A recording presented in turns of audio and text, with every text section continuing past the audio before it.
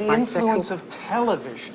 Yeah, now, Marshall McLuhan deals with it in terms of it being a high intensity, you understand? A hot medium. What I wouldn't give for a large sock with horse manure in it. Which he uses essentially What do you do when you get stuck on a movie line with a guy like this behind you? Wait a minute, why can't I give my opinion? It's a free country. He can give you. You have to give it so loud. I mean, aren't you ashamed to pontificate like that? And the funny part of it is, Marshall McLuhan, you don't know anything about Marshall McLuhan's work. Really? I happen to teach a class at Columbia called TV, Media, and Culture. So I think that my insights into Mr. McLuhan, well, have a great deal of validity. Oh, do you? Yeah. Well, that's funny because I happen to have Mr. McLuhan right here. So yeah, just let me come over here a second. Oh, Tell him. I heard what you were saying.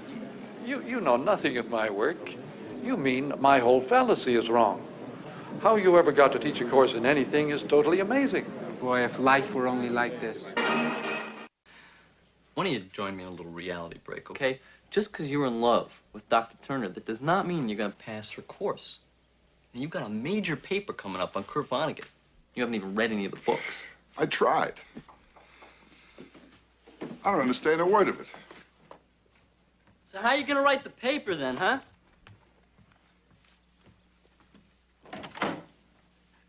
Hi, I'm Kurt Vonnegut. I'm looking for Thornton Mellon.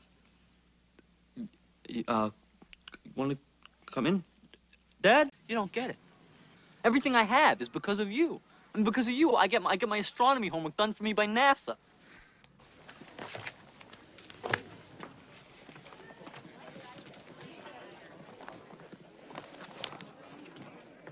I enjoyed reading that, Susan. Thanks. Nice improvement, thank you. Diane, why'd you fail me? I didn't, Thornton. You failed me. What is it, because of last night? No. I can accept the fact that you're completely regressed emotionally. But you're not going to pass my course by turning in someone else's work. What do you think? Someone else wrote this? Look, all I know is that you didn't, and that's what disappoints me. Tell you something else, whoever did write it doesn't know the first thing about Kurt Vonnegut. And another thing, Vonnegut, I'm going to stop payment on a check. Next time I'll call Robert Ludlum. At least when I think about my own school experience or any other school experience I know about, there was selection for obedience. I mean, I ended up going to fancy colleges like this place. And the way I did it was, I know exactly how I did it, by shutting up, you know.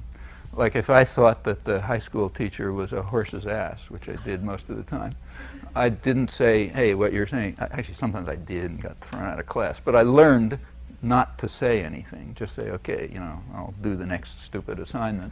And because I know that that's the way I get ahead, and ultimately I'll do this and that.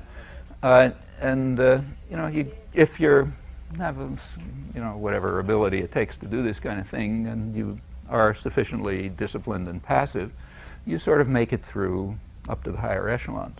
There are people who don't. I mean, I know some, like some of my own kids just didn't. And they get into trouble. They're called behavior problems, or you know, disruptive, or you stick drugs in them, or something or other, because they're just too independent, you know.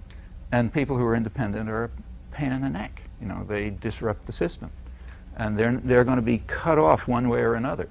You want them to be passive and obedient and supportive, and to fit their, you know, to fit some kind of niche inside a managerial system. I heard what you were saying. You know nothing of my work.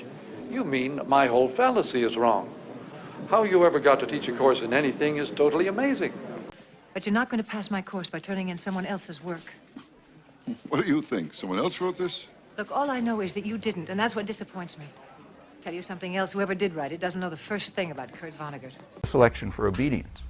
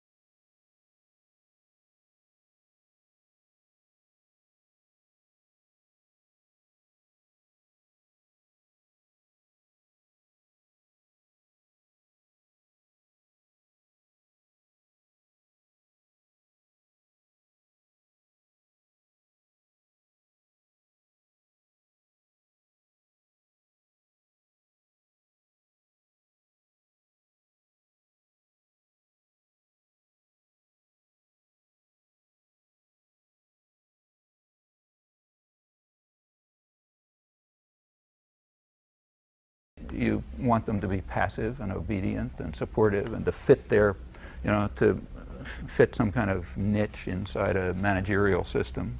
And the way I did it was, I know exactly how I did it, by shutting up, But I learned not to say anything.